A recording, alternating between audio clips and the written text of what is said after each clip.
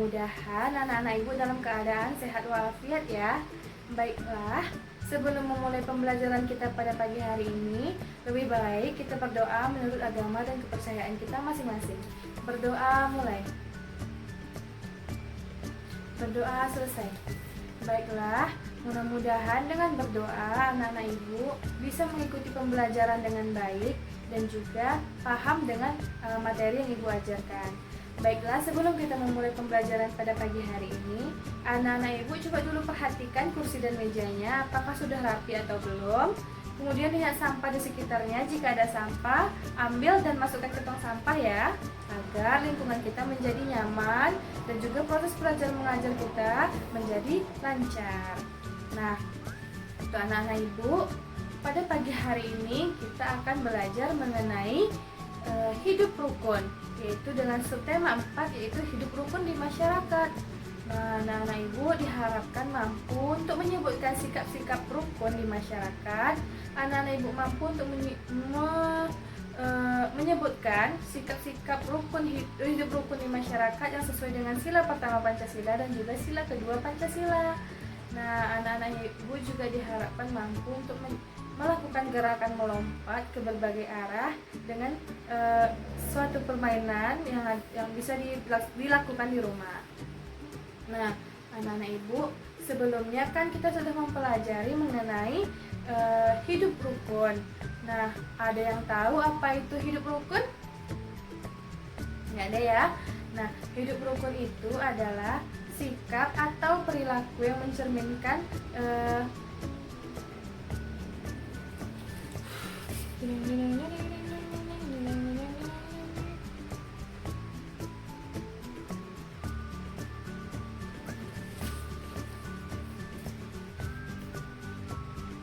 hidup rukun adalah sikap yang mencerminkan perilaku baik ataupun sikap yang baik kepada setiap orang di lingkungannya atau dalam masyarakat. Contohnya, si Hana dengan Ani bermain bersama baik, walaupun mereka berbeda dalam kepercayaan, tetapi mereka bermain bersama ketika di sekolah. Nah, itu salah satu contoh hidup rukun. Atau di masyarakat, Andi dan Eki suka ikut bergotong royong dengan masyarakat. Nah, itu salah satu contoh hidup rukun.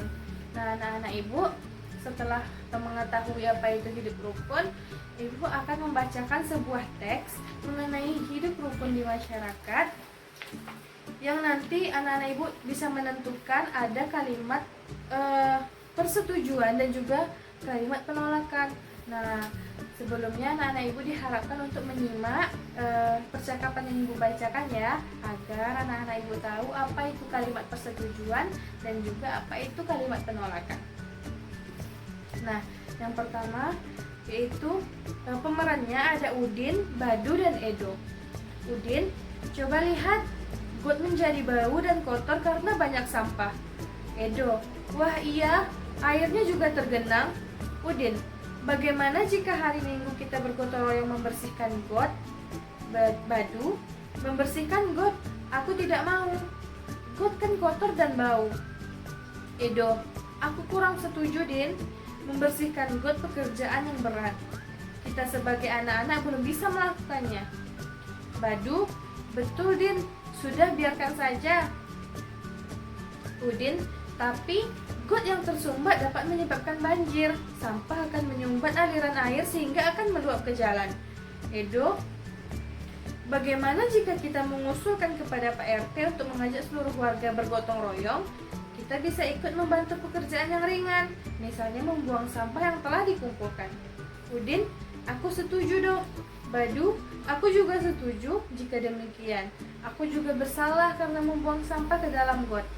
Nah, melalui percakapan itu anak-anak ibu bisa tahu ya, yang mana kalimat penolakan dan yang mana kalimat persetujuan. Nah, kalimat penolakan itu yaitu dimana ketika ada seseorang yang menawarkan sesuatu, kita bisa menolaknya dengan cara yang sopan. Misalnya seperti maaf, saya tidak bisa bermain dengan kamu karena saya sudah berjanji untuk bermain dan makan bersama teman saya di kelas. Nah, itu adalah salah satu kalimat penolakan yang sopan. Yang kedua yaitu ada kalimat persetujuan, di mana ketika ada seseorang yang menawarkan sesuatu kepada kita, yaitu kita terima dengan cara yang sopan pula. Misalnya, apakah kamu mau bermain denganku? Kemudian kita jawab, iya tentu, saya mau bermain dengan kamu. Baiklah, dengan cara yang seperti itu maka kita bisa mengembangkan sikap yang rukun yang baik. Sikap rukun yang baik tidak membeda-bedakan dalam berteman. Kita bisa menolaknya dengan baik dan juga kita bisa menerima ajakan mereka dengan baik. Nah, dalam teks tadi anak-anak ibu bisa tahu tidak yang mana berupa kalimat persetujuan dan yang mana merupakan kalimat penolakan? Ya, kalimat yang persetujuan yaitu yang Udin dan Badu mengatakan, aku setuju doh. Iya, aku juga setuju jika demikian.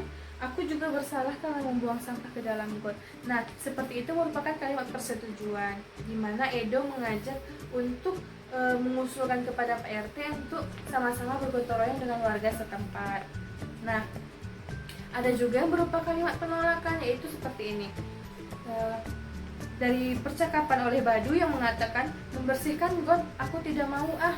Nah, itu adalah suatu kalimat penolakan. Cuma penggunaan bahasa yang digunakan oleh Badu mungkin agak sedikit kurang baik.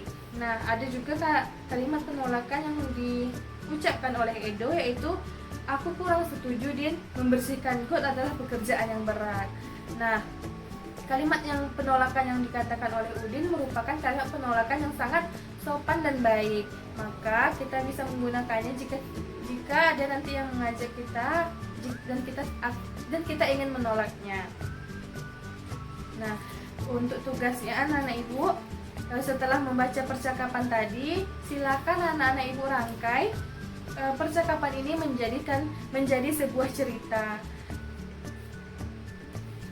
Nah, baiklah, kita bersama-sama mengerjakan tugasnya, yaitu merangkai sebuah percakapan menjadi sebuah cerita. Udin, Edo, dan Badu melihat got yang bau dan kotor karena banyak sampah. Kemudian Udin menyarankan untuk membersihkan got bersama-sama. Edo kurang setuju membersihkan got karena membersihkan got merupakan pekerjaan yang berat yang dilakukan oleh anak-anak. Nah, Udin menyarankan untuk mengusulkan kepada Edo menyarankan untuk mengusulkan kepada Pak RT untuk mengajak seluruh warga bergotong royong, dan Udin dan Badu setuju dengan usulan Edo. Nah, yang mendekati jawabannya itu juga sudah benar, karena kita merangkai dengan kata-kata sendiri. Baiklah, setelah kita mempelajari hidup rukun, kita juga bisa mengetahui sikap-sikap contoh hidup rukun yang sesuai dengan sila pertama Pancasila dan juga sila kedua Pancasila.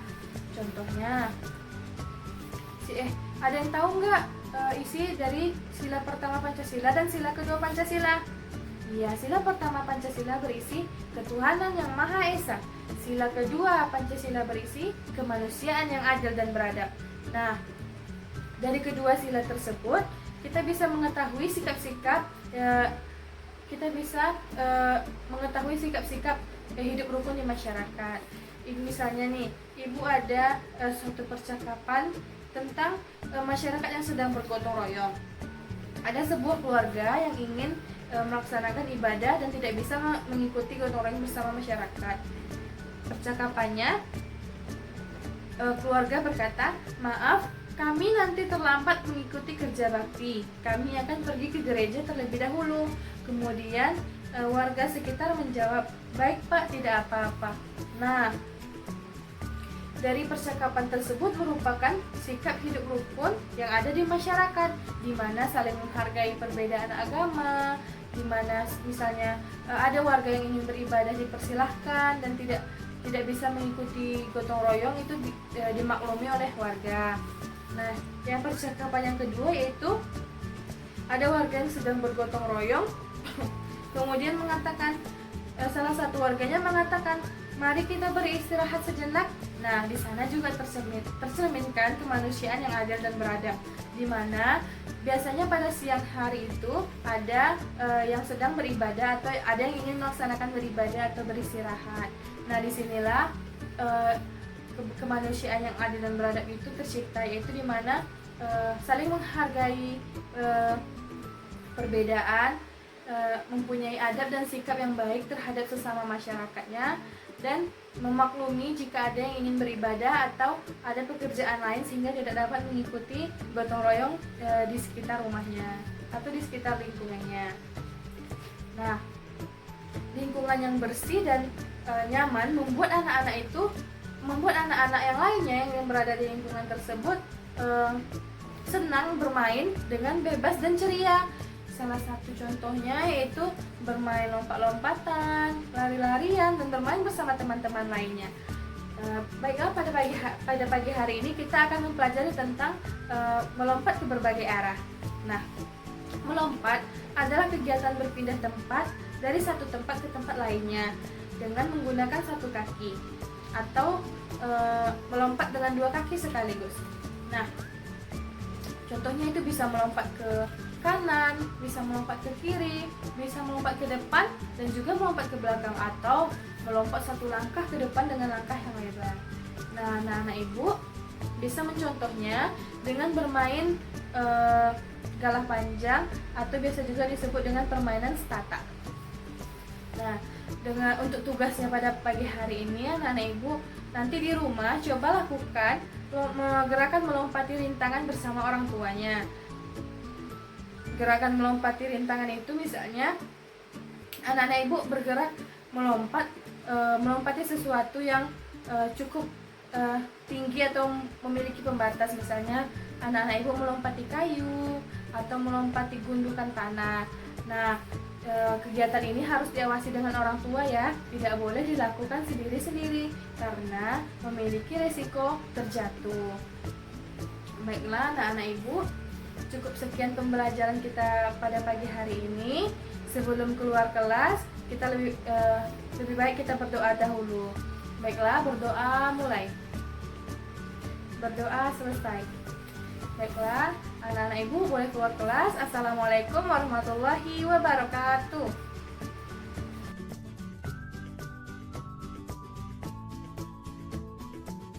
Assalamualaikum warahmatullahi wabarakatuh.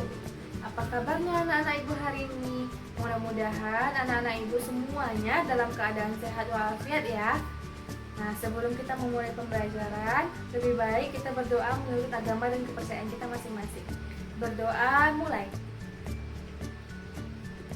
Berdoa selesai. Nah, anak-anak ibu, sebelum kita memulai pembelajaran, anak-anak ibu silahkan dulu perhatikan meja dan kursinya apakah sudah rapi. Sampah di sekitarnya, jika masih ada sampah silahkan buang ke tong sampah. Nah, anak-anak ibu silahkan dikeluarkan buku dan peralatan belajarnya, yaitu penanya, silahkan disiapkan bukunya. Nah, baiklah, pada hari ini kita akan belajar mengenai ayo selamatkan makhluk hidup. Anak-anak ibu diharapkan mampu untuk mengetahui apa itu permainan bola kecil dengan cara teknik melempar, berlari, dan melompat. Kemudian anak-anak ibu diharapkan mampu untuk memahami cara membuat poster dalam rangka pelestarian lingkungan, terutama dalam pelestarian hewan dan tumbuhan. Yang ketiga, anak-anak ibu diharapkan mampu untuk membuat kesimpulan terhadap suatu karya yang telah dibuat oleh teman-temannya atau teks yang telah dibuat oleh teman-temannya. Nah, pembelajaran pertama yaitu kita tentang mengetahui permainan bola kecil atau rounders. Nah, anak-anak ibu, sebelumnya ada yang pernah bermain bola kecil seperti bola kasti? Oh, pernah main semua ya? Bagus. Nah, permainan bola kecil itu kita bisa membaca pembahasannya. Anak-anak ibu bisa lihat di bukunya, yaitu mari kita baca bersama-sama. Rounders adalah olahraga permainan yang memiliki peraturan hampir sama dengan permainan kasti. Rounders memiliki teknik permainan yang sama dengan kasti, yaitu melempar, menangkap, dan memukul bola, ditambah dengan keterampilan berlari dan menghindari sentuhan bola. Perbedaan rounders dan kasti adalah pada bentuk lapangannya. Anak-anak ibu bisa lihat bentuk lapangan permainan bola rounders. Nah, lapangan permainan bola rounders itu berbentuk segi 5 sama sisi. Masing-masing sisi panjangnya 15 meter, ditandai dengan 5 tempat hinggap yang disebut base. Setiap lapangan terdapat 5 base, yaitu base 1 sampai base 5. Nah, peralatan yang digunakan dalam permainan ini yaitu yang pertama 5 tempat hinggap atau base yang terbuat dari keset. Masing-masing berukuran 40 x 40 cm. Yang kedua yaitu satu tempat pelambung atau bowler, ukurannya 40 cm x 40 cm. Yang kedua yaitu ada kayu pemukulnya dengan panjang 1 meter dan garis tengah 7 cm. Panjang pegangan kayu pemukulnya itu 48 cm. Bola yang digunakan yaitu bola kasti dengan keliling 19 sampai 22 cm dengan berat 80 sampai 100 gram. Nah, anak-anak ibu bisa mempraktikkannya di rumah bersama teman-temannya dan membentuk beberapa kelompok atau bersama saudaranya juga boleh. Nah, selanjutnya kita akan membahas mengenai perkembangbiakan pada tumbuhan. Nah, perkembangbiakan adalah proses memperbanyak diri yang terjadi pada suatu makhluk hidup. Salah satunya yang kita bahas pada hari ini yaitu pada perkembangbiakan pada tumbuhan. Nah, perkembangbiakan pada tumbuhan itu terbagi atas dua, yaitu perkembangbiakan generatif dan juga perkembangbiakan vegetatif. Nah, perkembangbiakan generatif ini adalah perkembangbiakan yang melalui perkawinan atau juga biasa disebut dengan proses penyerbukan atau pembuahan. Nah, proses penyerbukan ini yaitu jatuhnya serbu sari ke kepala putik. Nah, proses pembuahan ini biasanya terjadi pada bunga, di mana bunga yang lengkap, di mana bunga itu terbagi atas dua, yaitu bunga sempurna dan tidak sempurna. Nah, pada bunga sempurna ini dapat dilakukan penyerbukan atau pembuahan karena terdapat kelamin jantan dan kelamin betina dalam satu bunga. Ada juga bunga yang tidak sempurna, yaitu bunga yang hanya memiliki satu kelamin dalam bunganya, dan itu penyerbukannya biasanya ditolong dengan adanya hewan seperti kupu-kupu ataupun lebah. Nah, yang kedua yaitu perkembangbiakan vegetatif. Nah, perkembangbiakan vegetatif ini adalah perkembangbiakan tanpa melalui perkawinan. Nah, perkembangbiakan vegetatif terbagi atas dua, yaitu yang pertama perkembangbiakan vegetatif buatan dan juga perkembangbiakan vegetatif alami. Nah, perkembangbiakan vegetatif buatan itu contohnya seperti mencangkok, stek batang, dan juga menyambung batang. Nah, biasanya kegiatan vegetatif buatan ini, perkembangbiakan vegetatif buatan ini dibantu oleh manusia. Nah, yang kedua yaitu perkembangbiakan vegetatif alami. Nah, perkembangbiakan vegetatif alami ini biasanya contohnya itu seperti akar tinggal. Akar tinggal itu contohnya seperti jahe-jahean, ada kunyit, lengkuas. Nah, akar yang tinggal itu akan tumbuh menjadi tumbuhan yang baru kembali, atau bisa juga seperti umbi lapis atau bawang, seperti umbi batang, nah, dan umbi akar, contohnya itu wortel. Nah, ada juga yaitu tunas adventif yang biasa kita lihat yaitu seperti cocor bebek atau spora yang ada pada lumut, dan juga geragi, di mana jika salah satu batang itu menyentuh tanah maka akan menumbuhkan suatu tumbuhan yang baru. Nah, seperti itu ya anak-anak ibu. Apakah anak-anak ibu paham mengenai perkembangbiakan generatif dan vegetatif? Baik, yang selanjutnya yaitu anak-anak ibu minta untuk membuat poster mengenai pelestarian hewan dan tumbuhan yang ada di lingkungan sekitarnya melalui gambar-gambar yang menarik dan tulis-tulisan ajakan untuk pelestarian hewan dan lingkungan. Kemudian poster yang sudah dibuat oleh masing-masing individu akan dikampanyekan di depan kelas atau dipresentasikan di depan kelas hasilnya. Bagaimana anak-anak ibu, bagaimana cara anak-anak ibu untuk menyampaikan cara untuk melestarikan hewan dan tumbuhan yang ada di sekitarnya. Misalnya dalam posternya itu ada ajakan, ayo jaga lingkungan dengan gambar hewan ataupun dengan gambar pohon yang besar juga boleh. Yang penting isinya itu gambarnya menarik dan orang-orang yang kita ajak itu juga tertarik dengan ajakan kita. Nah, selanjutnya yaitu kita ibu minta anak-anak ibu untuk menyimak suatu teks yang akan ibu kasih. Kemudian anak-anak ibu secara individu menarik kesimpulan mengenai suatu teks yang sudah ibu bacakan. Nah, sebelumnya anak-anak ibu tahu nggak apa itu kesimpulan? Ya, kesimpulan itu adalah inti dari suatu bacaan.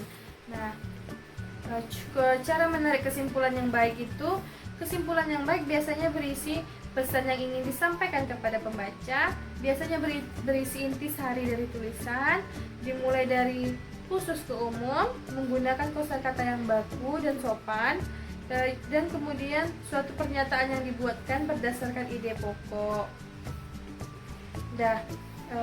Ibu minta tugasnya adalah anak-anak ibu menarik kesimpulan dari suatu bacaan yang akan ibu bacakan. Contoh teksnya yaitu pelestarian hewan dan tumbuhan. Hewan dan tumbuhan di Indonesia memiliki jenis yang berbeda-beda. Setiap daerah di Indonesia memiliki banyak sekali warna, bentuk, dan spesies hewan dan tumbuhan yang berbeda-beda. Tetapi kini hewan dan tumbuhan tersebut semakin berkurang. Hal tersebut dapat terjadi karena beberapa faktor. Salah satunya karena manusia yang kurang menjaga kebersihan lingkungan dan kurang melestarikan tumbuhan yang ada di sekitar. Karena hewan dan tumbuhan semakin berkurang, kita harus melakukan beberapa upaya agar hewan dan tumbuhan langka tidak punah.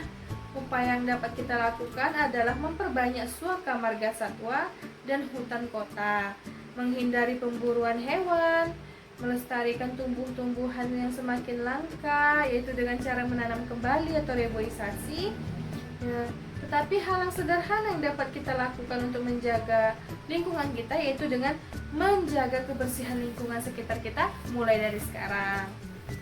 Nah, melalui teks pelestarian hewan dan tumbuhan tadi, ibu minta anak-anak ibu menarik suatu kesimpulan dengan bahasanya sendiri, cukup satu paragraf saja.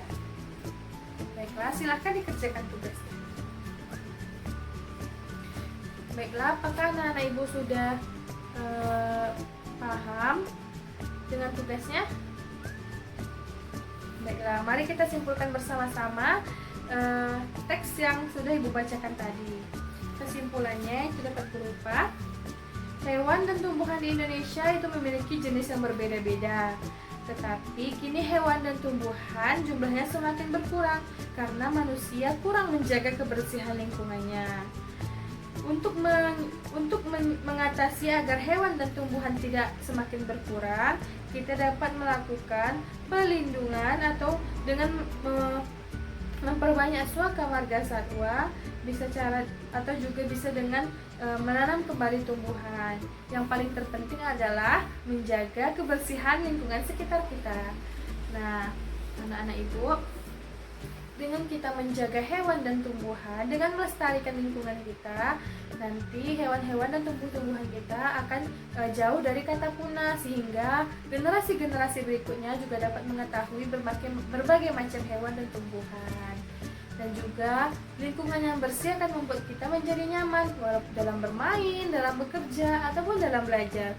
Lihat sekarang, misalnya anak-anak ibu, jika kelas ini dipenuhi dengan sampah, apakah anak-anak ibu akan nyaman belajarnya? Tentu tidak.